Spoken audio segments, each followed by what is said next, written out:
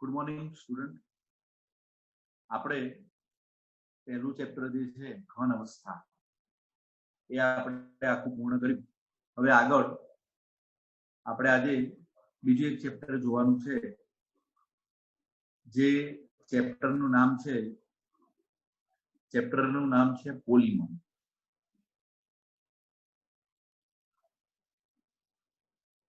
Chapter કયું છે?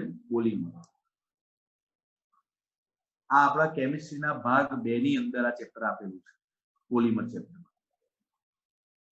હવે પોલિમર શબ્દથી તમે બધા જાણકાર છો જ, બરાબર? પહેલા પણ તમે ભણ્યા, દાખલા તરીકે પોલિમરમાં તમે પોલિથીન ભણેલા છો.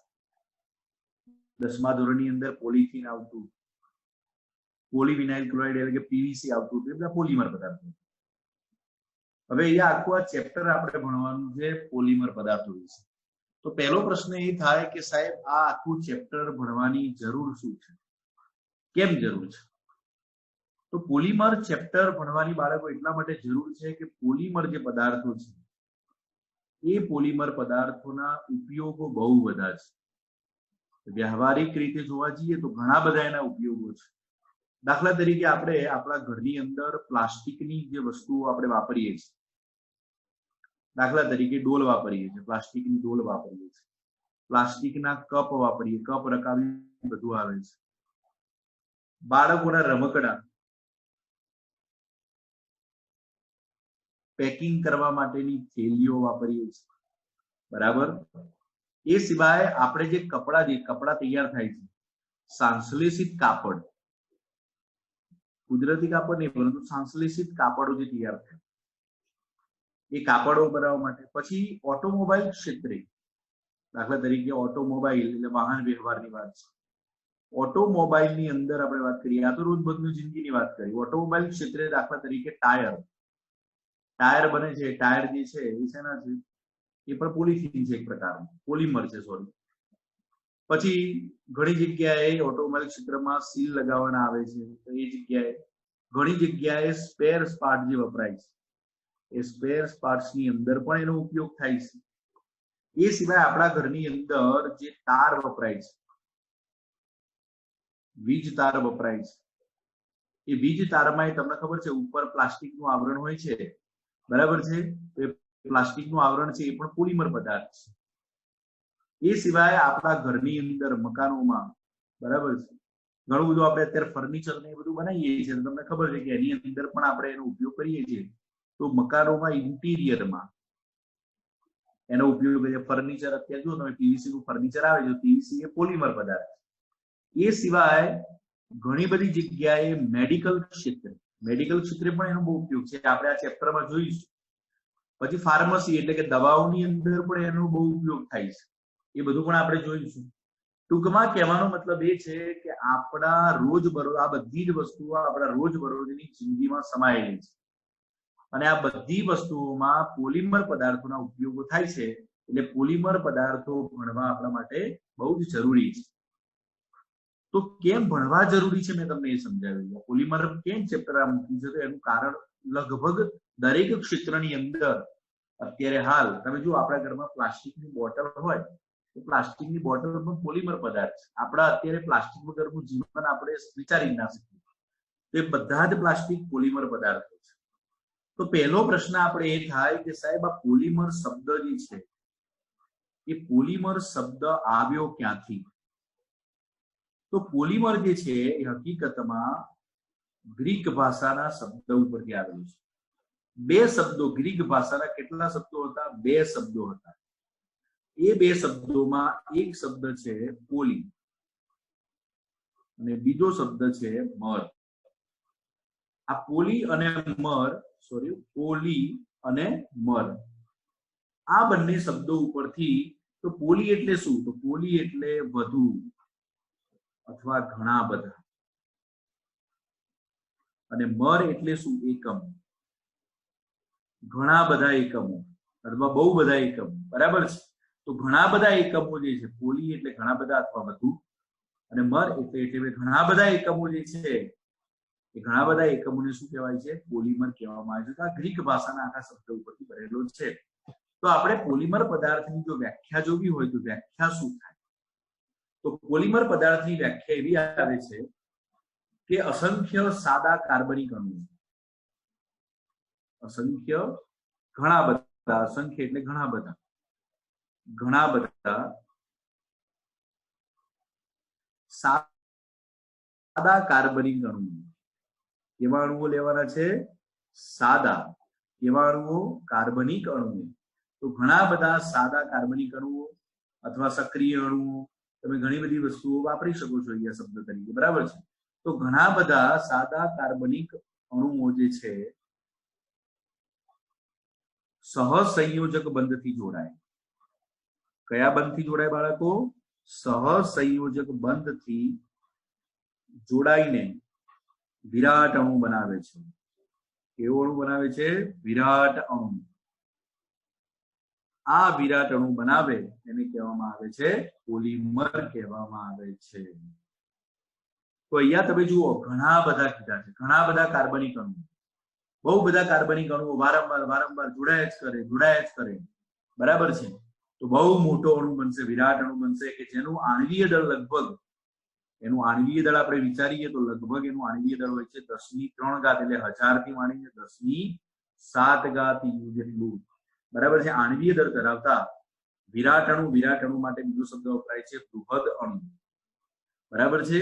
જેને પોલિમર, તો ફરીથી એકવાર વ્યાખ્યા, અસંખ્ય સાદા કાર્બનિક અણુઓ સહસંયોજકમાંથી જોડાઈને વિરાટ અણુ બનાવે છે, આને પોલિમર કહેવામાં આવે છે. તેમનું આણ્વીય દળ લગભગ 10⁻³ થી 10⁷ જેટલું હોય છે, બરાબર છે? તો અહીંયા આપણે ઉદાહરણ તરીકે એક સાદો કાર્બનિક અણુ લઉં, દાખલા તરીકે એક સાદો કાર્બનિક અણુ છે આપણી જોડે CH2 ડબલ બોન્ડ CH2. આનું નામ બધાને આવડવું જ જોઈએ. આનું નામ શું છે બાળકો? તો આનું નામ છે ઇથીન, બરાબર? આ પ્રક્રિયા તમે 10મા ધોરણમાં ભણી ગયેલા છો. હવે આ ઇથીન જે છે એ n વખત લીધો છે. n વખત એટલે શું બાળકો? તો n વખતનો મતલબ થાય અસંખ્ય. અસંખ્ય ઇથીનના અણુઓ લીધા, ઘણા બધા ઇથીનના અણુઓ લીધા, એમની વચ્ચે સહસંયોજકની વચ્ચે પ્રક્રિયા થઈ અને બને છે શું? તો ઘણા બધા આ ઇથીનના અણુઓ વારંવાર એકબીજા સાથે જોડાય છે. તો કેટલા અણુઓ જોડાય છે? અહીંયા આપણે લખીશું n, બરાબર છે? તો આ ઇથીન હતો અને ઘણા બધા ઇથીનના અણુઓ આ રીતે આ બાજુ આગળ CH2 આવી જાય, આ બાજુ આગળ CH2 આવી જાય અને બનાવે છે પોલિથીન. શું બનાવે છે બાળકો? પોલિથીન. તો આ રીતે ઇથીનમાંથી શું બન્યો? પોલિથીન બન્યો, બરાબર છે? તો અહીંયા જુઓ, એક અસંખ્ય સાદા કાર્બનિક અણુઓ લીધા અને એ બધા સહસંયોજક બંધથી જોડાયા અને વિરાટ અણુ બનાવ્યો અને આને પોલિમર કહેવામાં આવે છે. હવે આ પોલિમરની અંદર જે આ અણુઓ જે છે, જે અણુઓ અહીંયા વારંવાર તમે જોઈ શકો છો કે અહીંયા વારંવાર આ અણુ, જે અણુ વારંવાર જોડાય છે, બરાબર છે? તો પોલિમર પદાર્થની અંદર, પોલિમર પદાર્થમાં જે સાદા કાર્બનિક અણુ, કયા અણુ? જે સાદા કાર્બનિક અણુનું વારંવાર શું થયા કરે છે? પુનરાવર્તન થાય છે. તેને મોનોમર કહેવાય છે. તેને મોનોમર કહે છે. આ બીજી વ્યાખ્યાથી બાળકો. તો મોનોમર કોને કહેવાય?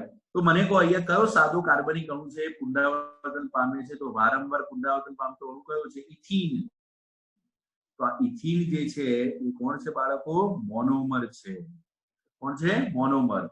તો પોલિમર પદાર્થમાં જે સાદા કાર્બનિક અણુનું વારંવાર પુનરાવર્તન થાય, તો અહીંયા ઇથીનનું વારંવાર પુનરાવર્તન થવાનું છે અને એને મોનોમર કહેવામાં આવે છે. તો બહુ બધા મોનોમર જોડાય એટલે પોલિમર બને. બહુ બધા મોનોમર જોડાય એટલે શું બને બાળકો? પોલિમર બને. એના પછી બાળકો આની અંદર જ આપણે બીજી વસ્તુ જોવાની છે, આવર્તનીય એકમ. અહીંયા આપણે શું જોયું? મોનોમર. હવે આપણે જોવાનું છે આવર્તનીય એકમ. તો આવર્તનીય એકમ કોને કહેવાય? તો પોલિમરના વિરાટ અણુમાં, પોલિમરના કયા અણુમાં? વિરાટ અણુમાં. હવે જો આપણે જોવાનું છે એમાં છે, આમાં આપણે શું જોયું? આ બંનેમાં ધ્યાન રાખજો. મોનોમર કોને કહેવાય? તો સાદો કાર્બનિક અણુ જે છે એને મોનોમર કહેવાય. પણ આવર્તનીય એકમ કોને કહેવાય? કારણ કે આમાં બધાને બહુ કન્ફ્યુઝન થતું હોય છે.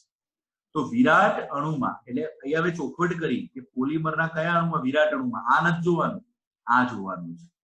તો આ વિરાટ અણુમાં જે એકમનું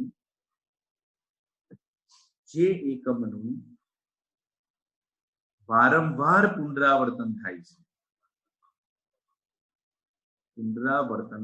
છે તેને આવર્તનીય એકમ કહેવાય. તો અહીંયા આવા આવર્તનીય એકમ કયો થયો? CH2 જે છે એ શું થઈ ગયું? આવર્તનીય એકમ થાય.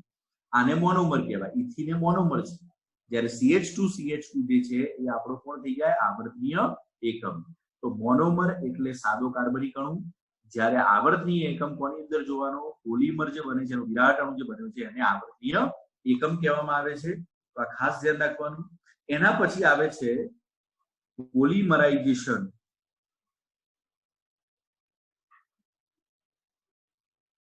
પોલિમરાઇઝેશન કોને કહેવાય? બરાબર. તો પોલિમરાઇઝેશન કોને કહેવાય બાળકો? એ પણ તમે આગળ ભણેલા છો, પણ છતાં પણ તમને કહું, અહીંયા મોનોમર સહસંયોજક બનતી જોડાયો અને વિરાટ કદનો પોલિમર બન્યો. તો આ પ્રક્રિયા જે થાય છે એને પોલિમરાઇઝેશન કહેવામાં આવે છે.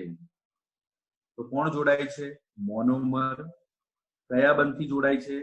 સહસંયોજક બંધથી શું થયો? જોડાઈને શું બનાવે છે? પોલિમર બનાવે. તેને, એટલે કે આ પ્રક્રિયાને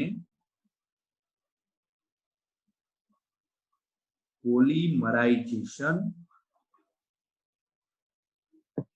અથવા એને ગુજરાતીમાં કહેવામાં આવે છે બાળકો, એ પણ નામ યાદ રાખવાનું, બહુલીકરણ.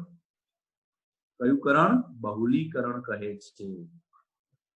આપણે એમ કહી શકીએ. તો અહીંયા તમે જુઓ, આ મોનોમર સહસંયોજક બંધથી જોડાઈને પોલિમર બનાવ્યો. આ જે પ્રક્રિયા થઈ, આ પ્રક્રિયાને કહેવામાં આવે છે પોલિમરાઇઝેશન.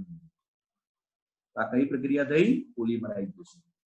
હવે છેલ્લો આપણે આમાં એક વ્યાખ્યા સમજવાની છે, અને એ વ્યાખ્યા છે પોલિમરાઇઝેશન અંશ. તો પોલિમરાઇઝેશન અંશ કોને કહેવાય બાળકો? બરાબર. તો પોલિમરાઇઝેશન અંશ એટલે આપણે અહીં જોઈએ છીએ કે આ જે પોલિમર અણુ છે એની અંદર જે આવર્તનીય એકમ છે, આ આવર્તનીય એકમની જે સંખ્યા છે, આ સંખ્યા એટલે કોણ? n. આને કહેવામાં આવે છે પોલિમરાઇઝેશન અંશ કહેવામાં આવે. ધારો કે અહીંયા આવા CH2 આવા 100 છે, ત્યારે પોલિમરાઇઝેશન અંશ કેટલો કહેવાય? 100 કહેવાય. ધારો કે આવા અણુઓ 1000 છે, તો અહીંયા 1000 આવે n બરાબર, તો 1000 એનું પોલિમરાઇઝેશન શું કહેવાય? અંશ કહેવાય. ફરીથી એકવાર હું તમને જરા રિપીટ કરાવી દઉં બાળકો, કેમ પોલિમર ભણવાનું છે? તો એનો આપણા વ્યવહારિક જીવનમાં અને ઔદ્યોગિક જીવનમાં દરેક જગ્યાએ એના ખૂબ જ ઉપયોગો છે.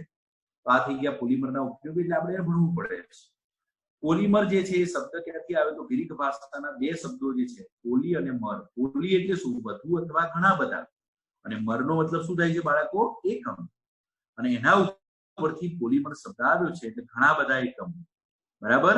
તેની વ્યાખ્યા શું છે? તો અસંખ્ય અથવા ઘણા બધા સાદા કાર્બનિક અણુઓ, એવા અણુઓ, સાદા કાર્બનિક અણુઓ સહસંયોજક બંધથી જોડાય અને વિરાટ અણુ બનાવે છે. તો અહીંયા સાદા કાર્બનિક અણુ છે, આ ઇથિન, એ જોડાયો અને આ વિરાટ અણુ બનાવ્યો, તેને પોલિમર કહેવામાં આવે છે. તો અહીંયા ઉદાહરણમાં મેં લીધેલું છે ઇથિન. કેટલા લીધા? અસંખ્ય, ઘણા બધા, અને એમાંથી પોલિથીન બન્યો. બરાબર છે. આગળ મોનોમર કોને કહેવાય? તો આપણે જ્યાં પોલિમર જે પદાર્થો જે છે એમાં જે સાદા કાર્બનિક અણુનું વારંવાર પુનરાવર્તન, કયો સાદો કાર્બનિક અણુ હતો? ઇથિન. તો આ સાદા કાર્બનિક અણુને મોનોમર કહેવાય. અને આ પોલિમર પદાર્થમાં જે વિરાટ અણુ બન્યો, એટલે કે જે પોલિમર પદાર્થ બન્યો, એમાં જે એકમનું વારંવાર પુનરાવર્તન, સાદો કાર્બનિક અણુ છે એને મોનોમર કહેવાય. અને જે એકમ પોલિમર બન્યા પછી જે એકમનું વારંવાર પુનરાવર્તન થવાનું છે એને આવર્તનીય એકમ કહેવામાં આવે છે. અને આ મોનોમર સહસંયોજક બંધથી જોડાઈને પોલિમર બનાવે છે. આ આખી પ્રક્રિયાને શું કહેવાય? પોલિમરાઇઝેશન કહેવાય. અને છેલ્લે પોલિમરાઇઝેશન અંશ કોને કહેવાય? તો પોલિમર પદાર્થમાં આવર્તનીય એકમની જે સંખ્યા છે, એ આવર્તનીય એકમની સંખ્યાને શું કહેવામાં આવે છે? પોલિમરાઇઝેશન અંશ કહેવામાં આવે છે. તો અહીંયા એટલું યાદ રાખજો, પોલિમરાઇઝેશન અંશ કોને કહેવાય? તો અહીંયા પણ તમને લખી દઉં છું કે પોલિમરાઇઝેશન અંશ. તો પોલિમરાઇઝેશન અંશ એટલે પોલિમર પદાર્થમાં આવર્તનીય એકમ જે છે એ આવર્તનીય એકમની સંખ્યા કે જેને આપણે શું કહીએ છીએ n, બરાબર છે, એ n ને કહેવામાં આવે છે પોલિમરાઇઝેશન અંશ કહેવામાં આવે છે. તો બાળકો આટલી વ્યાખ્યાઓ જે છે એ બધી તમારે સમજવી પડશે, બરાબર છે. તો અહીંયા આપણે આ બધી નાની નાની વ્યાખ્યાઓ જે છે એ પણ સમજવું પડે, બરાબર. આ મોનોમર જે હોય એ મોનોમરની અલગ અલગ મોનોમરની ક્રિયાત્મકતા અલગ અલગ હોય છે. અહીંયા ઇથિનની ક્રિયાત્મકતા અલગ છે. દરેક મોનોમરની ક્રિયાત્મકતા એ મોનોમરમાં રહેલા બંધની સંખ્યા ઉપરથી સમજાવી શકાય છે, બરાબર છે. મોનોમરની ક્રિયાત્મકતા શેના ઉપરથી સમજાવી શકાય છે? એમાં રહેલા બંધની સંખ્યા ઉપરથી. હવે બાળકો આપણે આ ચેપ્ટરની અંદર હવે જે ભણવાનું છે, બરાબર, અહીંયા મેઇન વસ્તુ થઈ ગઈ પોલિમર કોને કહેવાય. પોલિમર એની અંદર શું આવ્યું? મોનોમર આવે, એમાં આવર્તનીય એકમ આવે, એ પ્રક્રિયાને પોલિમરાઇઝેશન કહેવાય. બધું સમજી લીધું આપણે. હવે આગળ આપણે આ જે ચેપ્ટર ભણવાનું છે, ચેપ્ટરની અંદર આપણે આખા પોલિમર પદાર્થોની વિશે અભ્યાસ કરવાનો છે. તો એ પોલિમર પદાર્થોનું હવે આપણે શું જોવાનું છે? વર્ગીકરણની આપણે થોડી વાત કરીશું, બરાબર છે. તો પોલિમર પદાર્થોનું વર્ગીકરણ, જો આમાં ઘણી બધી વસ્તુઓ બાળકો એવી છે એવું સમજાય છે એમાં, બરાબર. આ કોઈ પર્ટિક્યુલર ટોપિકની વાત છે ખાલી કે ભાઈ એમાં ઘણી બધી વસ્તુ આપણી બુકમાં કે રેફરન્સ બુકમાં નથી હોતું અને એમાં ક્યાંક ક્યાંક એ બધા શબ્દોનો ઉપયોગ થયેલો હોય છે, એટલે ખાસ તમે આ ધ્યાન રાખજો. તો પોલિમર પદાર્થોનું જે વર્ગીકરણ કરવામાં આવે છે બાળકો, એ વર્ગીકરણની અંદર તમને ખબર છે કે કોના કોના આધારે વર્ગીકરણ થાય. તો વર્ગીકરણ જે છે અલગ અલગ આધારે થાય. તો પહેલું વર્ગીકરણ જે આવે છે સ્ત્રોતના આધારે આવે છે. સ્ત્રોત એટલે શું? સ્ત્રોત એટલે તમને ખબર પડી ગઈ કે સ્ત્રોતનો મતલબ થાય છે ક્યાંથી મળે છે. એના પછી બીજું જે આવે છે એ એક બંધારણને આધારે વર્ગીકરણ આવે છે. કોના આધારે આવે છે? બંધારણના આધારે. એના પછી બીજું એક વર્ગીકરણ જે આવે છે એ આવે છે એના આંતર આણ્વીય આકર્ષણ બળોના આધારે. આંતર આણ્વીય આકર્ષણ બળ જે હોય એના આધારે વર્ગીકરણ થાય. અને બીજું એક વર્ગીકરણ આવે છે જે આપણે પ્રક્રિયા જોઈ કે આ પોલિમર બનવાની જે પ્રક્રિયા છે એને શું કહીએ છીએ આપણે? પોલિમરાઇઝેશન. તો પોલિમરાઇઝેશન પ્રક્રિયાના આધારે પણ વર્ગીકરણ કરવામાં આવે છે. તો પોલિમર વર્ગીકરણ સ્ત્રોતના આધારે જે વર્ગીકરણ થાય છે બાળકો, એ સ્ત્રોતના આધારે જે વર્ગીકરણ છે એ વર્ગીકરણની આપણે વાત કરીએ તો એમાં સ્ત્રોતના આધારે આવે છે કુદરતી, પછી આવે છે અર્ધ સાંશ્લેષિક. શું આવે છે? અર્ધ સાંશ્લેષિક. અને એમાં ત્રીજું આવે છે સાંશ્લેષિક. ત્રણ પ્રકારના પોલિમર પદાર્થો હોય: કુદરતી, અર્ધ સાંશ્લેષિત અને સાંશ્લેષિત. તો કુદરતી પોલિમર કોને કહેવાય બાળકો? તો જે પોલિમર પદાર્થો જે છે એ કુદરતમાંથી મળે છે આપણને. કુદરતમાંથી એટલે મીનિંગ એ છે મારો કે વનસ્પતિ અને પ્રાણીઓમાંથી મળે છે. કુદરતમાંથી વનસ્પતિઓને પ્રાણીઓમાંથી જે મળે છે, બરાબર છે, કુદરતી રીતે જે મળે છે એ બધા પોલિમર પદાર્થો કુદરતી પોલિમર કહેવાય. હું તમને ઉદાહરણ આપું, દાખલા તરીકે પ્રોટીન, પછી બીજું ઉદાહરણ છે સેલ્યુલોઝ, એના પછી છે સ્ટાર્ચ, બરાબર છે, એ સિવાય ગ્લાયકોજન, બરાબર, એ સિવાય ન્યુક્લિક એસિડ, રેઝિન, રબર, આ બધું જે છે રબર, દાખલા તરીકે રબરના ઝાડ હોય છે, બરાબર. તો આ બધા એના ઉદાહરણ છે. તો કુદરતમાંથી જે મળે છે કે વનસ્પતિ અને પ્રાણીઓમાંથી જે પદાર્થો મળે છે પોલિમર પદાર્થો એને કુદરતી પોલિમર પદાર્થો કહેવાય, જેમ કે protein, cellulose, starch, glycogen, resin. એના પછી બીજું આવે છે અર્ધ સાંશ્લેષિત. તો અર્ધ સાંશ્લેષિત કોને કહેવાય? તો કુદરતી પોલિમર જે છે એ કુદરતી પોલિમર પદાર્થ હોય એ પદાર્થ પર રાસાયણિક પ્રક્રિયા કરવામાં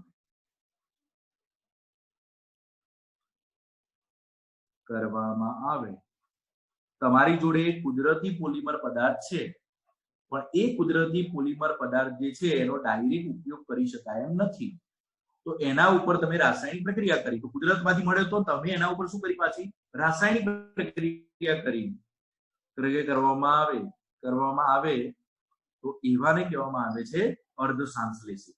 હું તમને એક ઉદાહરણ આપું તો કુદરતી રબર જે આપણને મળે છે એ કુદરતી રબર ઉપર વલ્કેનાઇઝેશન કરવામાં આવે છે. શું કરવામાં આવે છે? વલ્કેનાઇઝેશન. અને પછી આપણને રબર મળે છે. તો આ જે રબર મળે છે એનો કુદરતી રબર આપણે ડાયરેક્ટ ઉપયોગ નથી કરતા, કારણ કે મારે ટાયર બનાવવું હોય તો કુદરતી રબરનો ઉપયોગ ન કરી શકાય.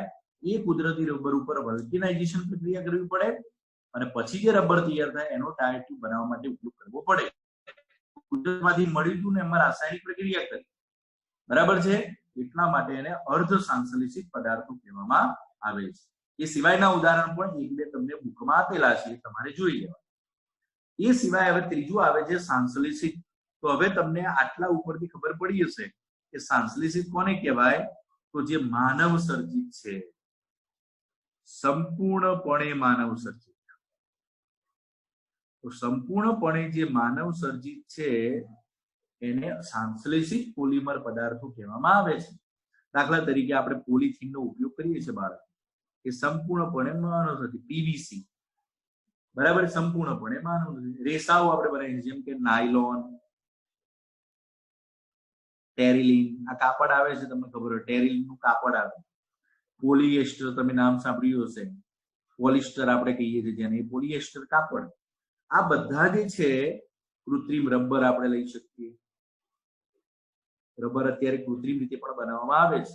તો આ બધા સંપૂર્ણપણે માનવ સર્જિત છે, માટે એને સંશ્લેષિત પોલિમર પદાર્થો કહેવામાં આવે છે. તો આ બહુ સરળ પ્રશ્ન છે, આ આપણી બુકમાં પણ આપેલો છે, બરાબર. હવે એના પછી બાળકો આપણે જે બીજું જોવાનું છે એ છે બંધારણના આધારે. આપણે અહીંયા સ્ત્રોતના આધારે જે વર્ગીકરણ છે એ જોઈએ. હવે આપણે જે જોવાનું છે બાળકો બંધારણના આધારે જોવાનું છે. તો હવે જે સમજાવું છું જરા ધ્યાન આપજો, બરાબર. બંધારણના આધારે જે વર્ગીકરણ છે અહીંયા નીચે જરા આપણે લઈએ છીએ. તો એની અંદર બંધારણના આધારે પહેલું મારું જે વર્ગીકરણ છે એ છે રેખીય, બીજું આવે છે શાખીય અને ત્રીજું આવે છે બાળકો મિશ્ર બંધિત. આ પ્રશ્ન તમને બુકમાં જોવા નહીં મળે. આ નામ બધા જોવા મળશે, આ રેખીય છે, આ શાખીય છે, મિશ્ર બંધિત છે. તો અત્યારે જો બરાબર સમજેલા હશો તો પછી એ વખતે હું કોઈ તમને પોલિમર પદાર્થ સમજાવીશ એમાં ડાયરેક્ટ એના ગુણધર્મોમાં હું લખીશ કે રીતે રેખીય છે, તો એ ખબર પડવી જોઈએ રેખીય એટલે શું. તો ધ્યાન આપજો બાળકો, રેખીય કોને કહેવાય? તો જે પોલિમર પદાર્થોમાં લાંબી લાંબી શૃંખલાઓ આ રીતે ગોઠવાયેલી હોય, આ આપણે પોલિમર પદાર્થોની લાંબી શૃંખલાઓ છે, આ રીતે રેખીય રીતે ગોઠવાયેલી હોય, બરાબર છે, તો આ રેખીય પોલિમર કહેવાય છે. એમાં આ રીતે ગોઠવાય લાંબી લાંબી શૃંખલાઓ ફક્ત આ રીતે ગોઠવાયેલી, તો એને રેખીય પોલિમર બાળકો કહેવામાં આવે છે. એના પછી બીજો છે બાળકો શાખીય. શાખીયમાં શું હોય? આ રીતે રેખીય રીતે શૃંખલાઓ ગોઠવાયેલી તો હોય જ, બરાબર છે. આ રીતે જુઓ રેખીય રીતે ગોઠવાયેલી હોય, પણ એમાં વચ્ચે વચ્ચે તમે જુઓ આવી રીતે ક્યાંક શાખાઓ જોવા મળે, થોડી ઘણી આવી રીતે થોડી ઘણી એમાં શું જોવા મળે? શાખાઓ જોવા મળે, તમે જોઈ શકો છો. તો આવી શાખાઓ જોવા મળતી હોય તેને શાખીય કહેવાય. ત્રીજું આવે છે મિશ્ર બંધિત. કોને કહેવાય? તો મિશ્ર બંધિત એટલે બાળકો એની અંદર પણ આવી રીતે જોડાયેલું છે, આવી રીતે ગોઠવાયેલા છે, પણ હવે શું થશે ધ્યાન આપજો બરાબર. આમાં આ રીતે એકબીજા સાથે જોઈન્ટ હશે, જુઓ આ રીતે જોઈન્ટ હશે શાખાઓ આ રીતે, એટલે મિશ્ર બંધિત કહેવાય. શું કહેવાય એને? મિશ્ર બંધિત. આ રીતે એકબીજા સાથે જોઈન્ટ હોય, બરાબર. એમાં શાખાઓ પણ એવું કશું નહીં જોવા મળે પાછી, પણ આવી રીતે એકબીજા સાથે એમાં જે શૃંખલાઓ છે એકબીજા સાથે ઇન્ટરકનેક્ટેડ હોય, એટલે કે એકબીજા સાથે જોડાયેલી હોય, એને મિશ્ર બંધિત કહેવામાં આવે છે. શાખીયમાં ફક્ત શાખાઓ હોય, જોડાયેલી ના હોય. અને આની અંદર તો ફક્ત રેખીય, તો રેખીય, શાખીય અને મિશ્ર બંધિત. તો આ ત્રણ બંધારણના આધારે આનું વર્ગીકરણ થાય છે. હવે આંતર આણવીય આકર્ષણ બળના આધારે તો અહીંયા આ બાજુ લખું છું, જરા ધ્યાન આપજો કે ભાઈ આંતર આણવીય આકર્ષણ બળ. તો આમાં પણ છોકરાઓ તમે જરા ધ્યાન આપજો કે આંતર આણવીય આકર્ષણ બળના આધારે જે વર્ગીકરણ છે એમાં તમને ટોટલ મારી દ્રષ્ટિએ 4 વર્ગીકરણ થાય છે, પણ એ 4 વર્ગીકરણમાં આપણી બુકમાં ખાલી 2 જ આપેલા છે. બરાબર? તો હું સમજાવતો પડશે કારણ કે શબ્દ બધા આવે છે. તો અહીંયા મારે તમને સમજાવવાનું છે. પહેલું એક આવે છે ઇલેસ્ટોમર. શું આવે છે? ઇલેસ્ટોમર. બીજું આવે છે એની અંદર રેસાઓ. આ બંને બુકમાં નથી આપ્યા. હવે ત્રીજું વાત કરું અને ચોથું વાત કરું. ત્રીજું આપેલું છે એ છે થર્મોપ્લાસ્ટિક અને છેલ્લું છે થર્મોસેટિંગ.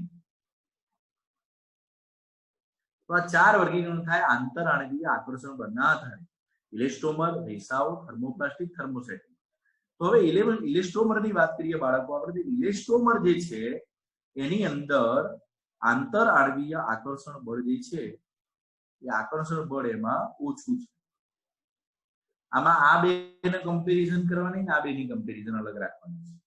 રેસાઓની અંદર આકર્ષણ બળ જે છે એ કેવું હોય? વધુ હોય. બરાબર? આના કરતા વધારે. તો આમાં બહુ લાંબુ નહીં સમજવાનું, પણ આ તમને ઇલેસ્ટોમર ને રેસાઓ કોને કહેવાય નોર્મલી સમજી લેવાનું આવે. તો બાળકો આ જે આકર્ષણ બળ ઓછું છે એના કારણે શું હોય? તમે ઇલાસ્ટિક કોને કહો છો? ખબર છે? ઇલાસ્ટિક. ઇલાસ્ટિક જેને ખેંચી શકાય એવું હોય.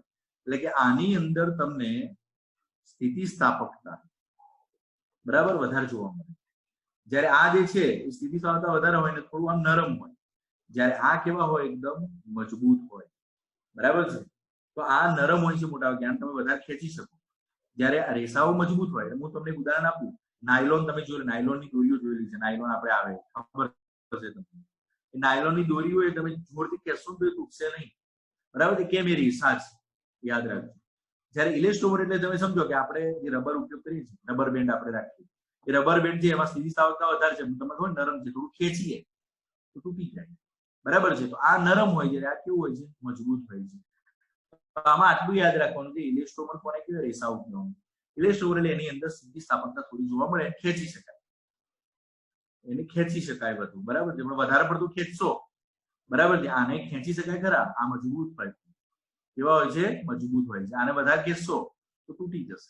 એટલે આ નરમ છે, આના જેટલા મજબૂત હોતા નથી. તો આ બે તમને આપ્યા નથી, પણ આ બે શબ્દો ઘણી જગ્યાએ વપરાશે કે ભાઈ આ પોલિમર પદાર્થ ઇલેસ્ટોમર જેવો છે, આ પોલિમર પદાર્થ નાયલોન એવું આવશે કે તે રેસાઓ છે.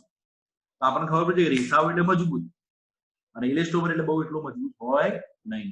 તો આ બે વર્ગીકરણ તમને આપેલા છે, તો એની પણ મેં તમને વાત કરી બાળકો. હવે એના પછી આપણે આગળ જે વાત કરવાની છે, બરાબર, કે આ વર્ગીકરણની અંદર આપણે વાત કરીએ તો આ થર્મોસેટિંગ અને થર્મોપ્લાસ્ટિક. હવે એ પહેલા લઈ લઈશું. આમ તે સીએન થોડી પાછળ આવે છે, પણ આપણે પહેલા એને લઈ લઈશું. તો આની અંદર ક્યાંક થર્મોપ્લાસ્ટિકમાં પહેલા જોઈએ, ક્યાંક આમાં જે લાંબી શૃંખલા હોય એમાં થોડી ઘણી તમને શૃંખલાઓ જોવા મળે. હમણાં તમને શૃંખલાઓ મેં બતાવી, થોડી ઘણી શૃંખલા જોવા મળે. બરાબર છે? બીજું છોકરાઓ, આને ગરમ કરો, ધ્યાન આપજો. બરાબર?